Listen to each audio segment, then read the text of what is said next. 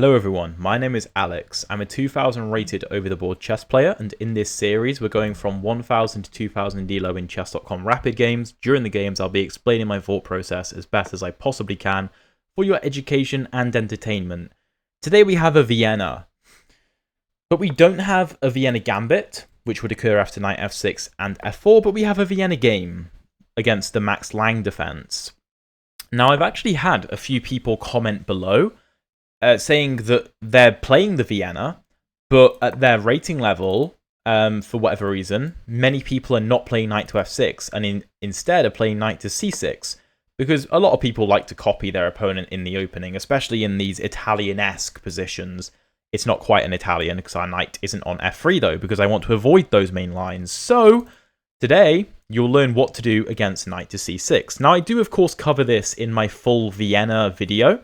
It's like a 1 hour 20 video course on the Vienna. I would have loved to go into more detail on lots of the lines, but the video would have been so long, it would have been ridiculous. So I couldn't really do that there. But today, we can take a deep dive into the knight c6 lines if my opponent allows it.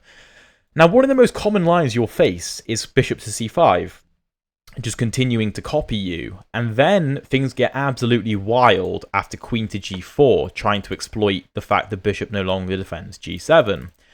My opponent plays the more tepid knight to f6.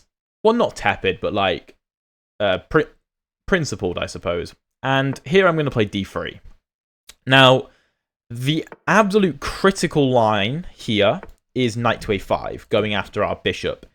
In which case, I recommend dropping the bishop back to b3 and allowing the trade here, rather than doing what the computer prefers with moves like knight g to e2 and allowing this trade to try and clamp down on the d5 square. You can go for that if you want, I just don't like it. My opponent goes bishop c5 though, and here the lines get very critical after we play the move f4. And this isn't the Vienna Gambit, because if takes, we will just take back. It's not a gambit. But you may be going, Alex, bruv, do you not notice how dangerous the dart squares are right now? I know. There's some very interesting lines after like d6, knight f3, knight g4, and the move there is knight to g5, counter-attacking, and white has winning positions in a lot of those lines. Very crazy positions can occur there. And I think we actually had one of them in, I don't know, maybe 10 or so episodes ago in the speedrun. I can't remember exactly what video it was. But if you guys have been keeping up with the series, you'll probably remember when we did have a position like that. And it was pretty wild. And we had a very nice win. I couldn't find the checkmate that I wanted to find, but we had a nice win nonetheless.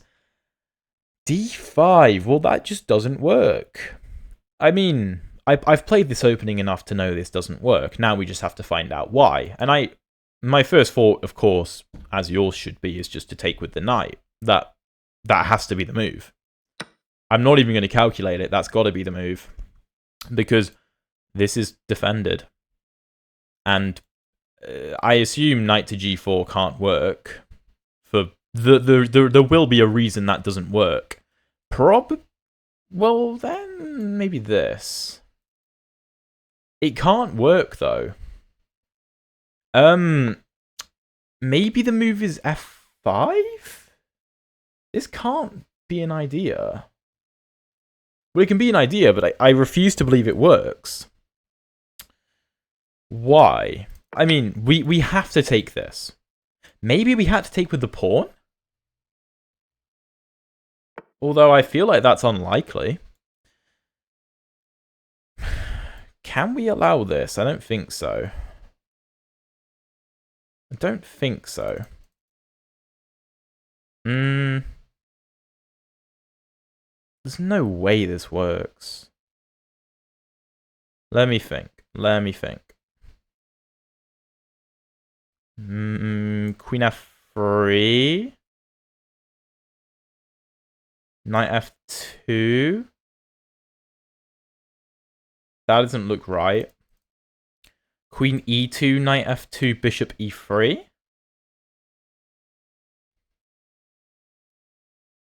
Let me think. Well, no, maybe queen f3 does work. Knight f2, bishop to e3. There's no bishop g4 because I take the knight. The black bishop is hanging. If the black bishop takes... I don't think we want to take with the queen. I think we probably want to take with the knight. And then after knight to h1...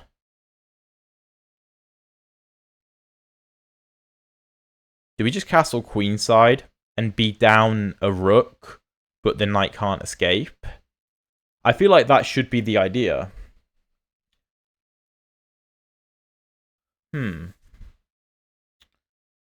Very interesting. But the knight can never escape once it gets to h1. If we trade the dark squared bishop off, the knight will be stuck on the h1 square.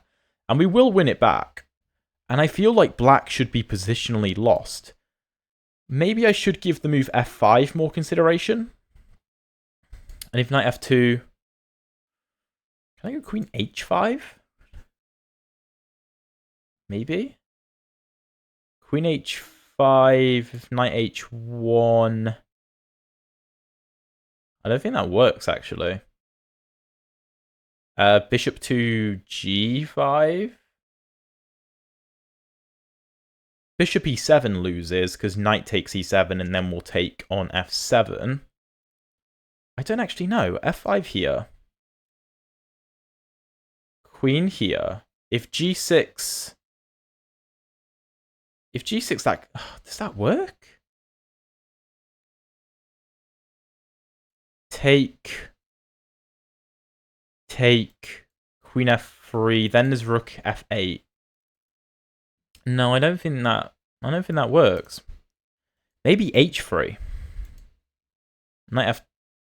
Oh no, because if h3, just queen h4, so I can't do that.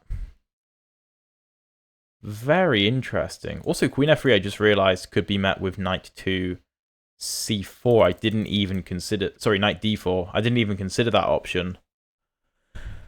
Ooh. Okay. Okay, my opponent's really testing me. What about pawn b4? Pawn b4. Looks a little bit wild. Looks a little bit wild. If knight f2, queen h5, maybe? Maybe. No, I don't think that works. The knight coming to d4 is a problem. Do I have to go c3? That can't be the idea. c3... I mean, if the bishop checks on f2, then just king f1 and I'm fine. I'm not concerned about that. So c3, knight f2, queen to h5. If knight takes h1... Again, I don't really know what I'm doing there. Do I have to go bishop to e3? And just trap the knight? Maybe.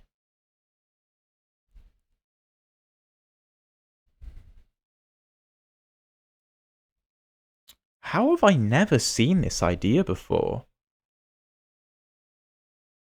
Maybe did I have to take with the pawn? Maybe to keep the bishop open if pawn takes c6. Okay. Well, I can't take forever about this, but this is really complicated.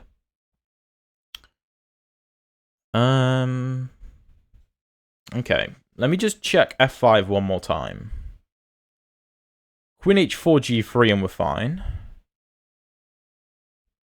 Yeah, because c7 will hang. So that should be fine.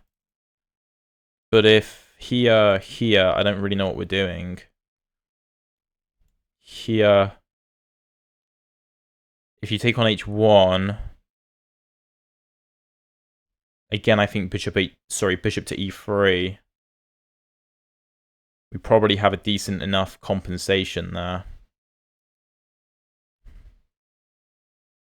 I'm going to play f5 because I genuinely don't know what to do. And I've just spent 6 whole minutes on that move and I'm not even confident in it. My opponent has clearly out-prepped me here, which is pretty rare. Or he just, I don't know, came up with it on the spot, which is very impressive if so. I just don't see another option for white. Like, shutting down this bishop's access to g4 and e6 seems like a good idea. And I think that if knight to f2, queen here takes, and bishop to e3, we should have some compensation. We also stop queen to h4 by playing this, which is useful. He will win the rook. I can't stop that. But maybe I can play knight to h3 in that line. Oh, my opponent castles. Okay, that's interesting.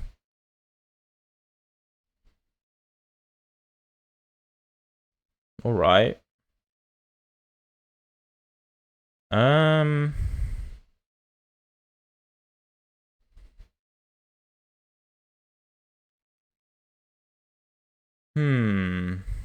I didn't consider castles, but I mean, it makes sense. Knight h3 now? If my opponent trades with me, then we're just winning. Like, because we're just a clean pawn up. Knight here if knight takes rook. Knight g5 if h6. That just has to be losing. Surely. Because I've got so many pieces pointed at your king, that just can't work.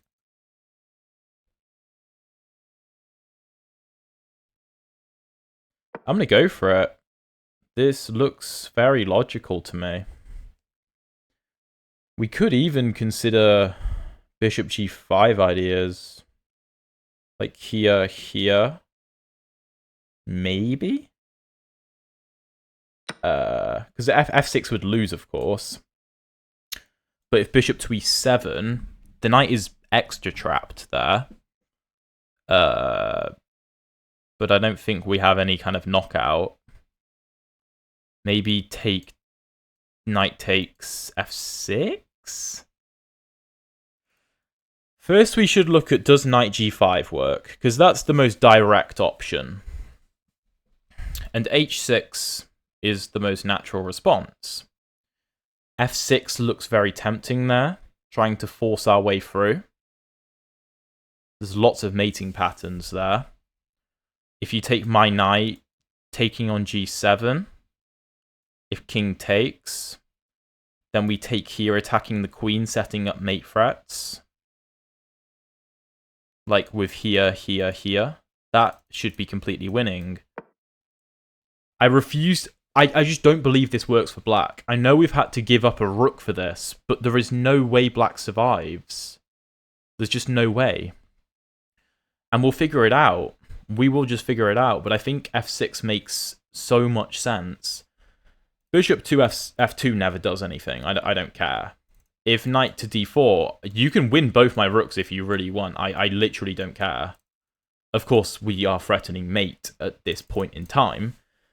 But we have 1, 2, 3, 4, 5 pieces attacking. 6 if you include the pawn. And my opponent has like 2 defenders. There's no way. No way. f6. If take, then we take on h6. If you take, then here you have to give up your queen. And bishop h6 will threaten mate anyway. If f6... So you can't take the pawn.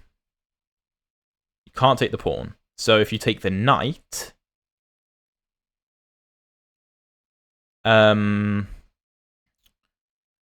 If you take the knight, we'd probably take here. You have to take. Bishop g5 and the game is over. f6 has to win. I mean, just look at this. Look at all of our pieces. And if this knight ever moves, then our bishop will open up too. And f7 becomes very weak. I mean, I know I know we're down a rook, but this is the. I mean, I suppose we both have a rooks to be fair, but I don't think it matters because this bishop is purely attacking. This knight is not participating in the defense. This rook isn't even really doing a whole lot. I mean, it's defending f7, but like my pieces are attacking f7 and performing other duties. This bishop is doing nothing. The rook's doing nothing. And all of my pieces, apart from my rook, are applying so much pressure, including the pawn, which we have basically just thrown down the board and asked, what are you going to do about it? Now, I really hope this works, because I haven't calculated every single line. I just refuse to believe Black can defend himself. It seems completely overwhelming, the amount of threats that he has to deal with. There's just no way he has the ability to combat them. Now, after the move f5 in this position, which I spent so long on, is there something else that Black can do? Maybe. I don't know. But this seemed to make the most sense to me, this plan. Because how on earth does Black defend himself? He has spent rather a long time going and winning my rook. And he's won a rook. I mean, he can get his knight out if he wants. But I don't think he can afford to do that. We've just got so many threats.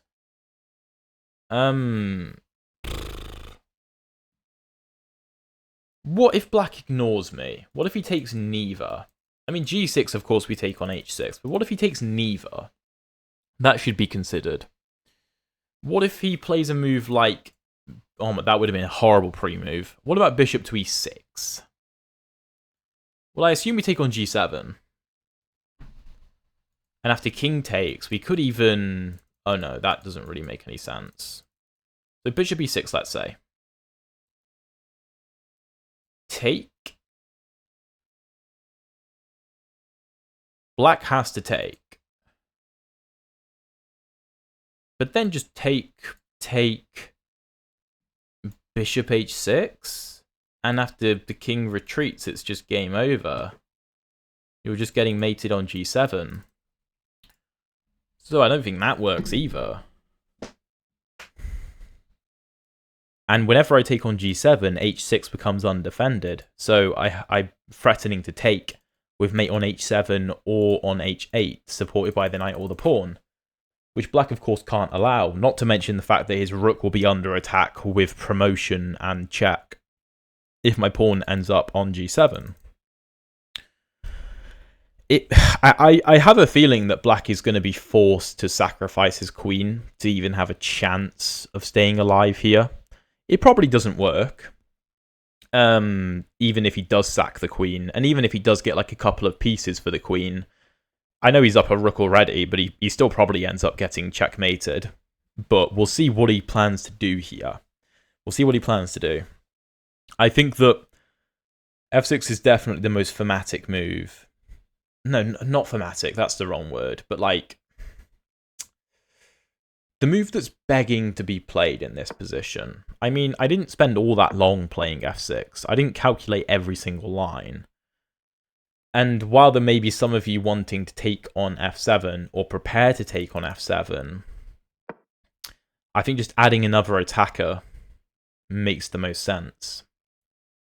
Because we don't want to give Black any time to sort himself out. We want to go, just go. Because we're down a rook. If we don't just attack him right now, then we will lose the game because we are down a rook. And our king won't be able to castle if, let's say, bishop f2 is played.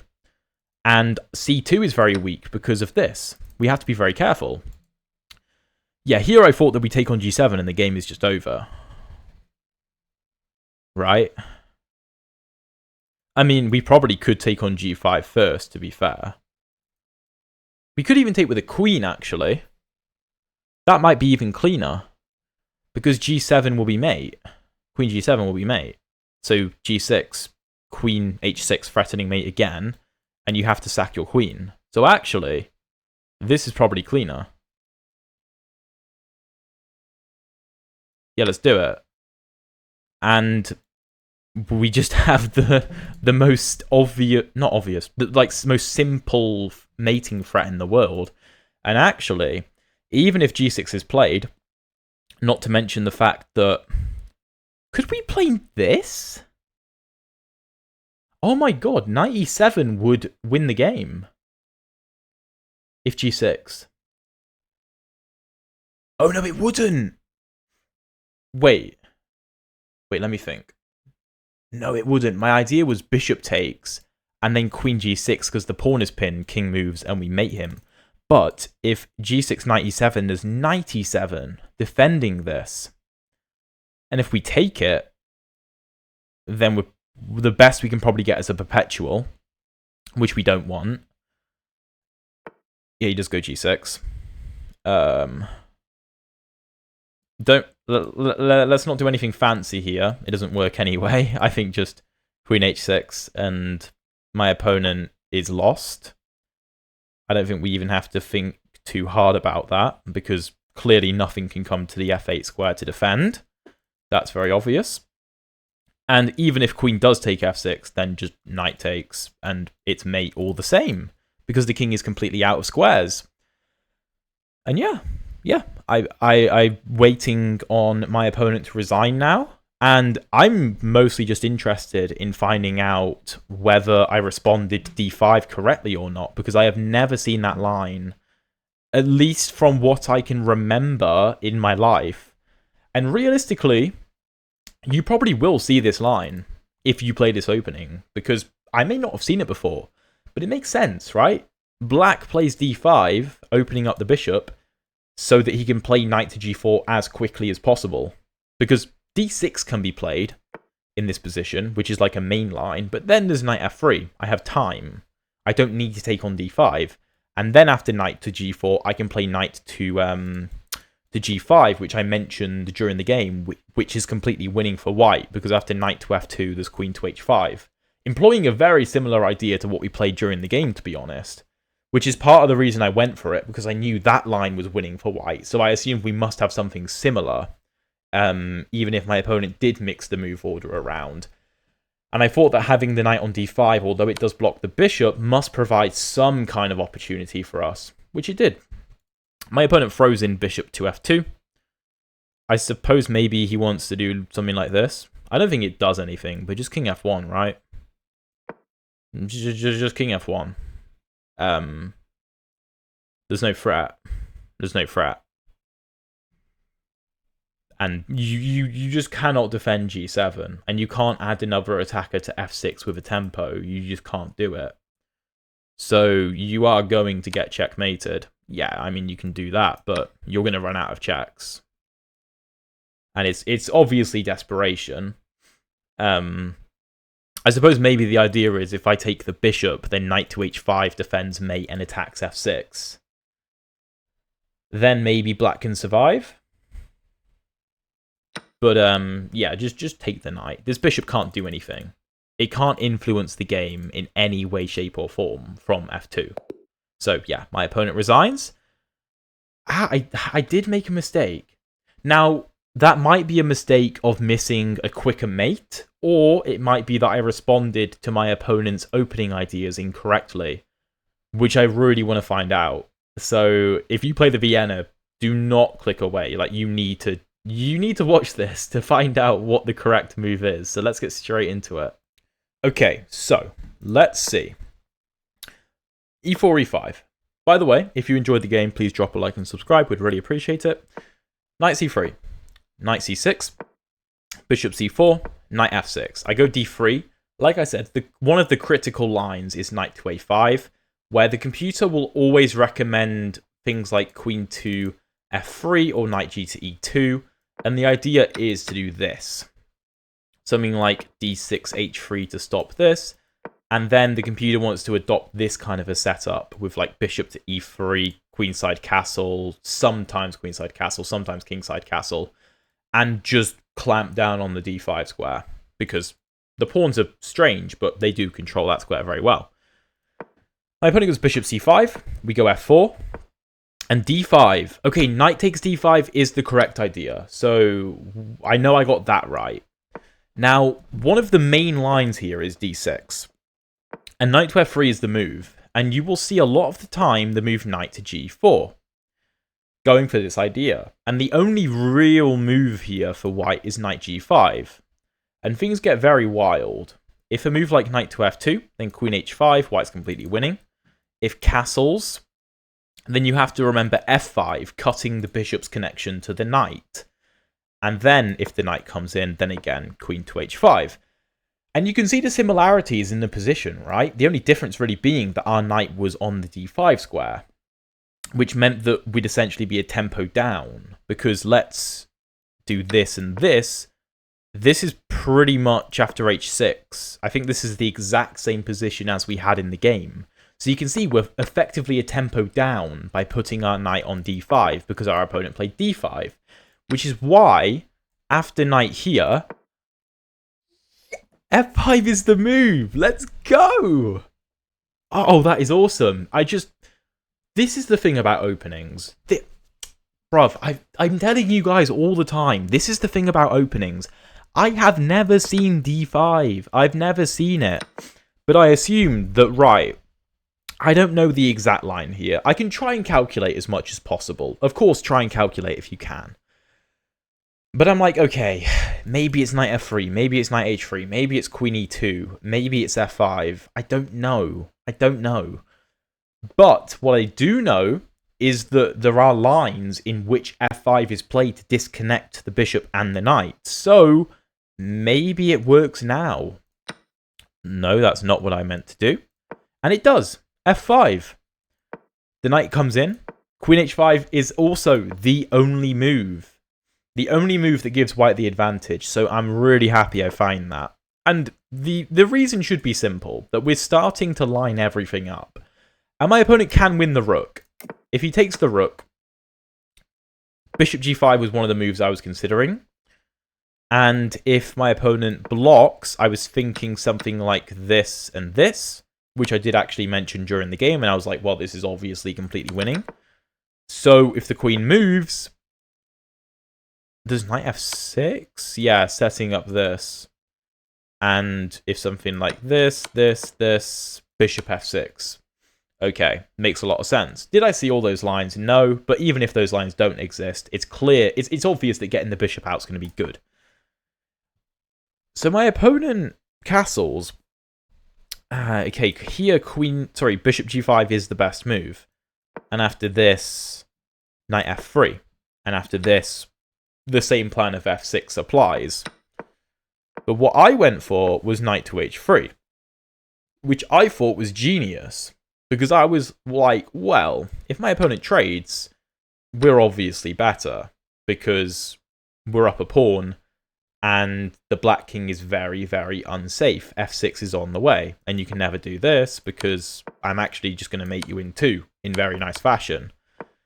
And I was also like, well, if this happens, which is what happened in the game, then knight g5, and we're probably completely winning, which we are. The computer, however, well, the computer wants to take, but again, that is completely winning. Also wants this, which is obviously completely lost. The other move it gives is g6, which is interesting. And taking is not good. We have to go queen h6. And after knight g4, queen g5, knight d4, bishop to b3, the position is equal, apparently. However, on g6, we can go queen to f3. Again, if my opponent takes, then queen takes, and we have lots of threats, and the material is equal.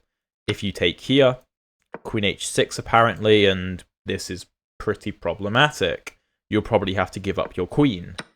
And if you take the rook, then bishop g5, let's say bishop e7, knight e7, knight e7, fg6, there's no this because of this, there's no this because of this, so this. And then queenside castle, we win the knight back, we're up a pawn, and we have a raging attack. Like this is a problem. And like as I was saying during the game, I would be happy to be an exchange down, a pawn up, and have an attacking position. You have to be okay with doing that. You can't just be material hungry all the time. But my opponent takes on h1 and is greedy. He spent less than 10 seconds on that, which, I mean, I don't blame him for taking the rook, but that spending 10 seconds on it, I can blame him for. That's irresponsible. Knight g5, mate in 1 is threatened, so you have to go h6. And yeah, f6 is the only move that ends the game. The second best move is knight f3, which is obviously not the idea, right? Like, obviously not. f6, the game is effectively over after this. My opponent can throw in checks, but of course, as we found out during the game, it does nothing. The best move is king h8. And the computer likes these moves, but realistically, I'm not going to start retreating now. I'm going to take. And after king takes, there's knight f7. And if takes, queen h6. Yeah, these were the kinds of lines I was looking at. And then, yeah, this is horrific. You have to give up your queen, and the game is over. Yeah, that makes a lot of sense. There's even this followed by this, for example. So I was thinking in this position, if this, then what was my plan? I think my plan was queen h6, which isn't the most accurate, but this is what I came up with. And after fg5, bishop g5, if you do nothing, then I'm going to play knight to f6 mate, and you'll have to give up your queen, and I'll still mate you. And if you drop your bishop back, I can take. If queen takes, then you have to give up your queen. And if knight takes, then this is just mate. So you can't take the pawn. And if you take the knight, which is what my opponent did, my initial plan was actually this, but this loses. Oh, because you don't move the queen, you go rook h8. Ah, counterattacking. So yeah, that loses. The only moves are bishop g5 and queen g5, and I go for queen g5 because there's no way you can defend mate. I did actually think after g6 maybe this works, because after this you get mated because the pawn is pinned. But then there is knight takes, and this is still winning after queen h6. And oh no, wait. Way too complicated. Way too complicated. No need, no need. So I just go queen h6, and there is clearly nothing that can be done. If the queen ever takes, then the knight takes with mate. So the best that black can do is give up a couple of pieces, and then there is no way to stop this. And if this, then this is still mate. So yeah, very, very interesting Vienna game. And if you play the Vienna in this kind of a manner, which is not the correct way to play it, but the most Vienna way to play it, you will come across these ideas of knight to g4 coupled with bishop c5. You need to know how to deal with it. Queen h5 is common. f5 is common. Allowing the knight in is not the end of the world. Allowing the bishop in isn't the end of the world. Don't be scared. Attack. Thank you very much for watching. If you want to see another really cool Vienna video, check out the video up here. And if you want to see the previous episodes of the speedrun, check out the video down here. And I'll see you in one of those.